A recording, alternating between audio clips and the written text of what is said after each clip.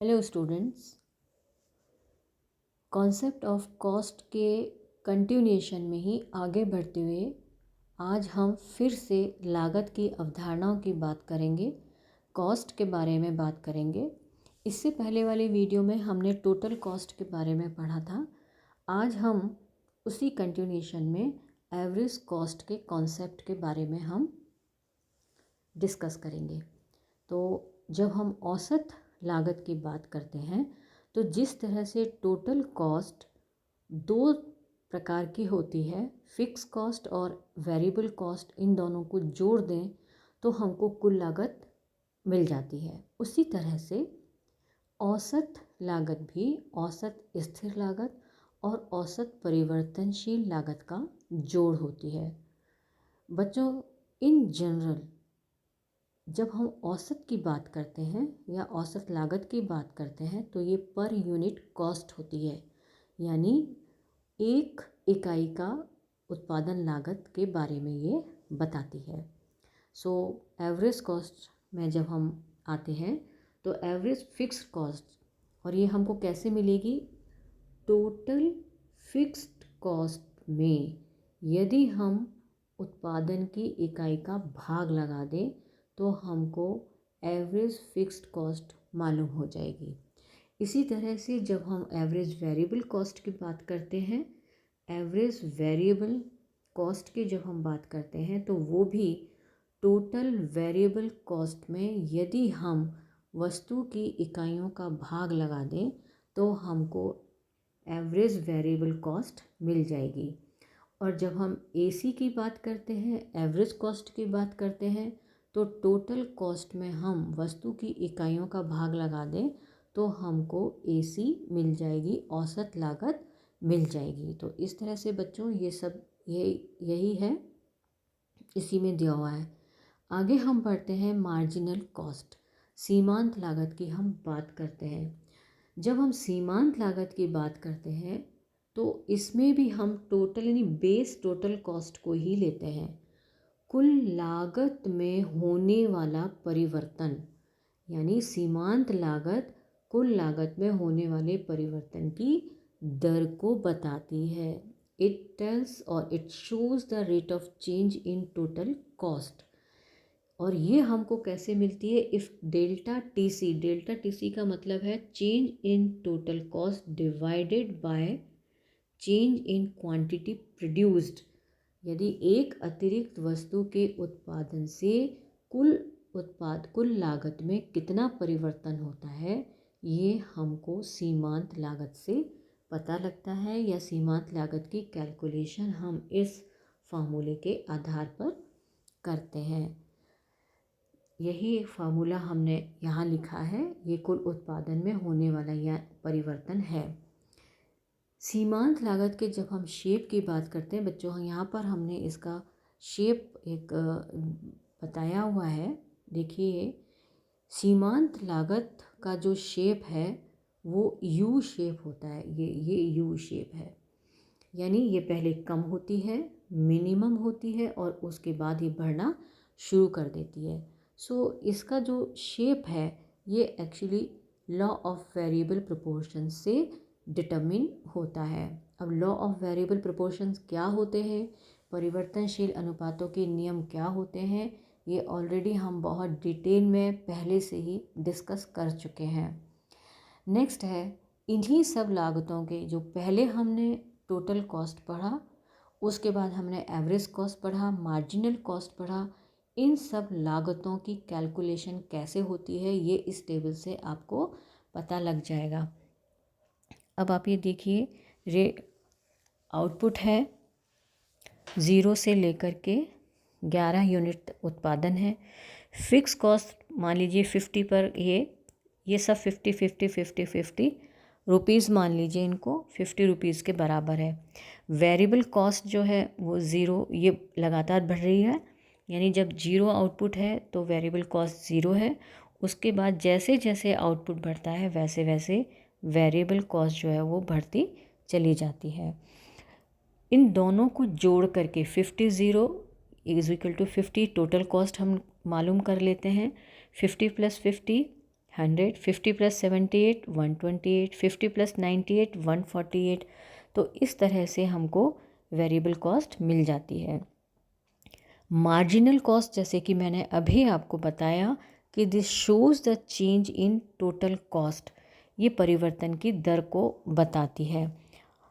अब देखिए 50, हमने इसको कैसे निकाला था? मार्जिनल कॉस्ट निकालने के लिए delta TC divided by delta Q, यानी कुल उत्पादन में कितना परिवर्तन होता है। तो कुल उत्पादन में कितना, 0 से 1, 1 से 2, 2 से 3, 3 से 4, 4 से 5, यानी 1 यूनिट का परिवर्तन होता है। तो 1 यूनिट का परिवर्तन होता है और कुल 50 से 100 हुआ तो कितना हुआ, 50 यूनिट के बराबर। हमने 1 से डिवाइड किया तो ये 50 आया।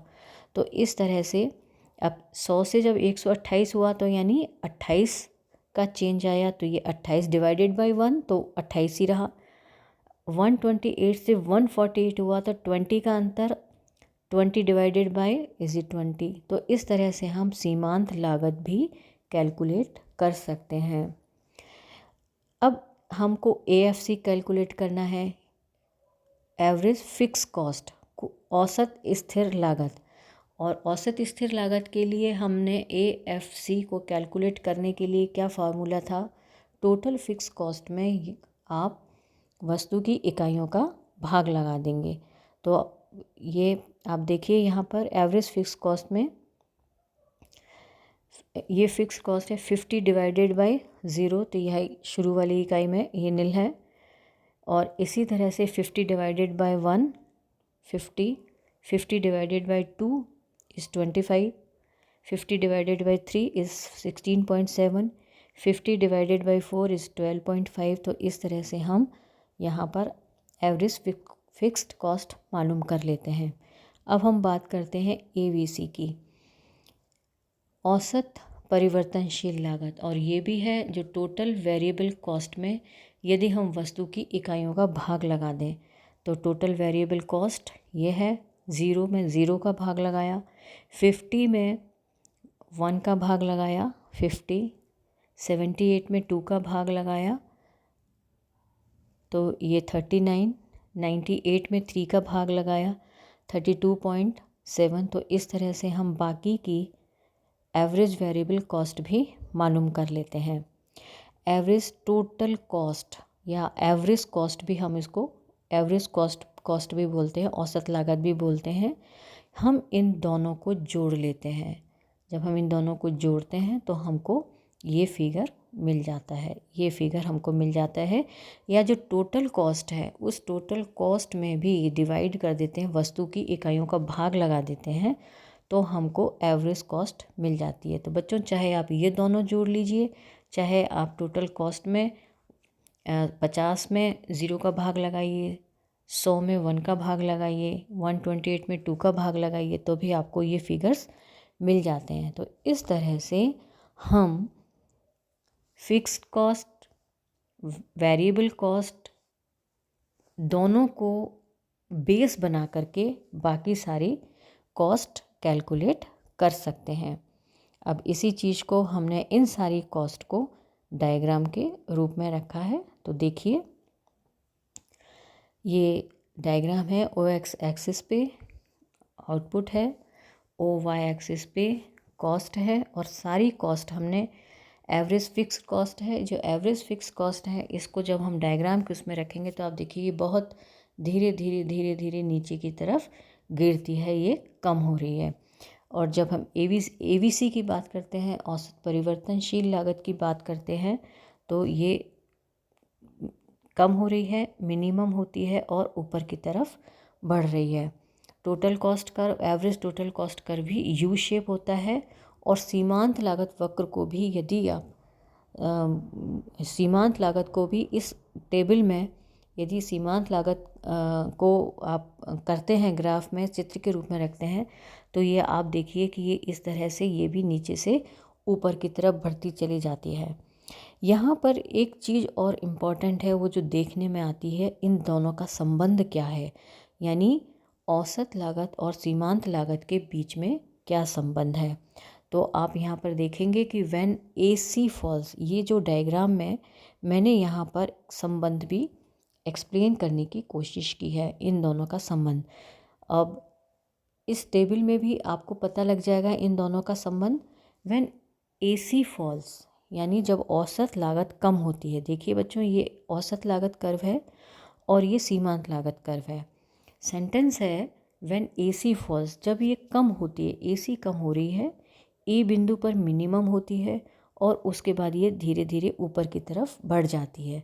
तो यहाँ पर when AC falls MC less than AC, तो देखिए जब ये कम हो रही है, AC कम हो रही है, तो MC कर्व इसके नीचे है। ये MC कर्व है, ये इसके नीचे है। यानी जब एवरेज कॉस्ट कम होती है तो सीमांत लागत इससे ज़्यादा तेज़ी से नीचे गिरती है। व्हेन AC राइजेस, और जब AC बढ़ती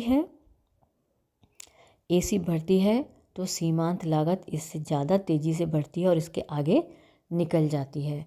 and when AC is minimum, जब AC मिनिमम होती है तो सीमांत लागत इसके मिनिमम पॉइंट पर काटती हुई आगे बढ़ जाती है।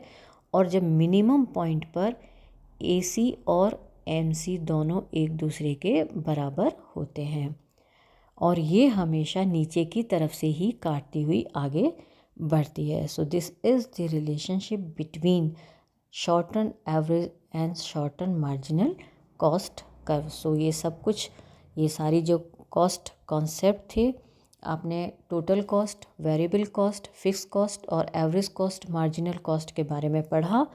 इसमें किसी भी तरह का कोई कन्फ्यूजन हो तो एनी टाइम आप मेरे से कांटेक्ट कर सकते हैं और पूछ सकते हैं।